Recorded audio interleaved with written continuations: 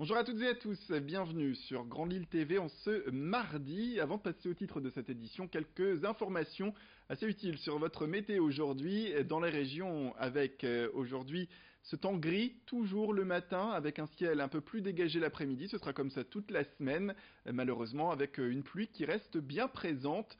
Les températures restent de saison pour ce mardi avec 12 degrés du côté de Saint-Omer et de Lille, 13 degrés du côté d'Armentières. Attention aux chutes des températures qui continuent progressivement et notamment le matin, il fait encore assez frais et ce sera de pire en pire. La météo complète, ce sera après cette édition. Il y a 3 ans, 130 personnes sont mortes lors des attentats du 13 novembre 2015, un épisode horrible avec des hommages qui reviennent chaque année dans le pays. À Lille, des proches de Ludovic Boumbas, lillois tué dans les attaques, se sont réunis ainsi sur le parvis Ludovic Boumbas à Lille devant le flot. Martine Aubry et la famille ont déposé ce 13 novembre 2018 donc des gerbes de fleurs afin de rendre hommage à l'homme de 40 ans qui avait été tué sur la terrasse de la Belle Équipe en voulant notamment protéger une de ses amies. Je vous propose d'écouter Martine Aubry à ce sujet.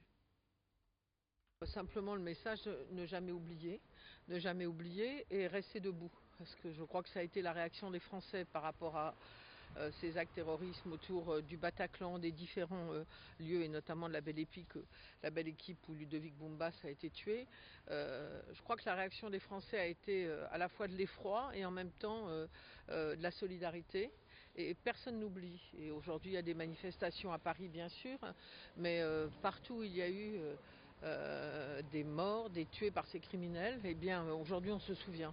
Ludovic, c'était un garçon merveilleux, gai, ouvert, qui avait beaucoup d'amis, et notamment dans ce milieu musical.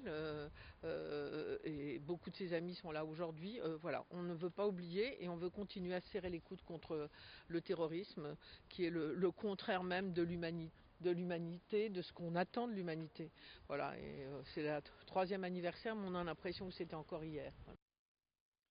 Et le frère de Ludovic Boumbas était également présent pour lui rendre hommage. Déjà de remercier Madame le maire d'avoir organisé cet événement. C'était resté uni. La douleur reste là toujours, malgré 3 années passées. Et remercier toute l'équipe du cabinet du maire, la mairie, toutes les personnes qui ont été présentes pour cette commémoration. La douleur est toujours là, c'est toujours la même. Ça fait d'autant plus mal de se souvenir que de vivre le moment présent. C'est un moment spécial, on va dire. On se retrouve déjà tous ensemble entre nous déjà, mais oui, se retrouver tous avec les amis d'enfance, avec les personnes qu'on ne voit pas régulièrement, oui, ça fait plaisir, toujours.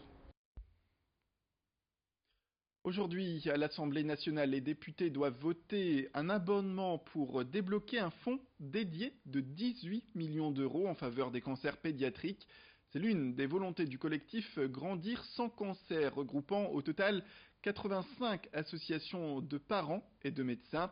Et parmi elles, on retrouve l'association Wonder Augustine, créée suite au combat de cette petite fille de 4 ans, souvenez-vous, atteinte d'une tumeur du tronc cérébral et décédée début octobre.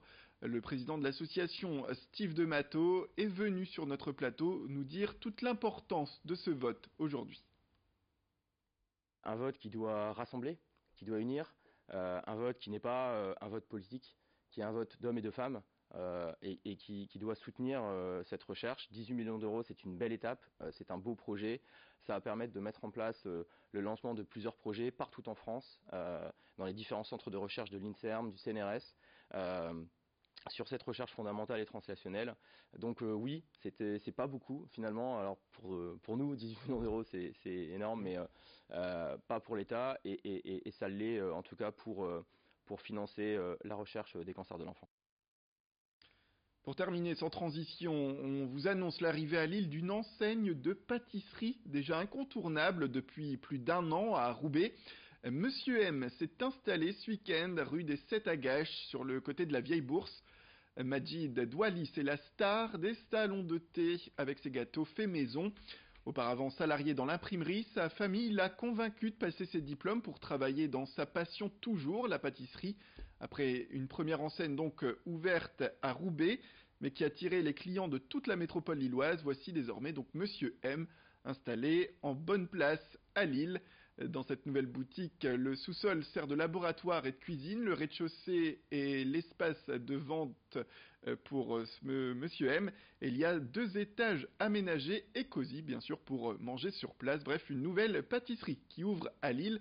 Présentation des lieux et explications avec le pâtissier qui était au micro de Vincent Vieillard.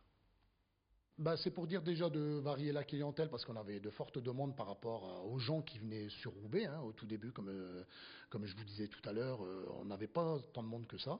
Puis après, on a commencé à se faire connaître via les réseaux sociaux qui font marcher le bonheur de tout le monde aujourd'hui. Et puis, on avait pas mal de personnes qui viennent de loin et qui demandent toujours pourquoi vous n'êtes pas à Lille.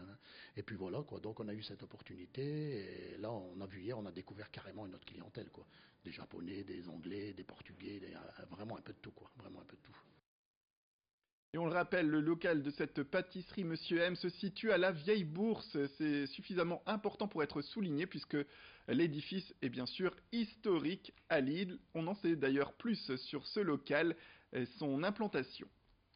C'est mon beau-fils qui se promenait dans la Vieille Bourse, quoi, et puis il a vu à louer, il m'a appelé, il m'a dit qu'est-ce que t'en penses, si par rapport à toutes les demandes qu'on a sur Roubaix, ça serait pas bête de vouloir faire ça. On a récupéré le local en juillet, donc depuis juillet on est carrément dessus, on a tout refait. Bon, on peut pas trop faire ce qu'on veut parce que comme c'est monument historique, on est toujours obligé de faire attention un petit peu à tout. On a eu quelques petits soucis d'électricité, de fournisseurs qui étaient tous fermés au mois d'août, donc on a pris pas mal de retard par rapport à ça. Et puis là, ça a redémarré. Voilà, c'est la fin de cette édition. Merci à toutes et à tous de nous avoir suivis. Restez avec nous car l'information continue bien sûr sur votre chaîne avec la météo qui arrive tout de suite en images. Vous allez le voir, les températures chutent cette semaine. Sans oublier un point sur les stations essence les moins chères dans la région. Sans oublier un nouveau flash bien sûr qui arrive au prochain quart d'heure.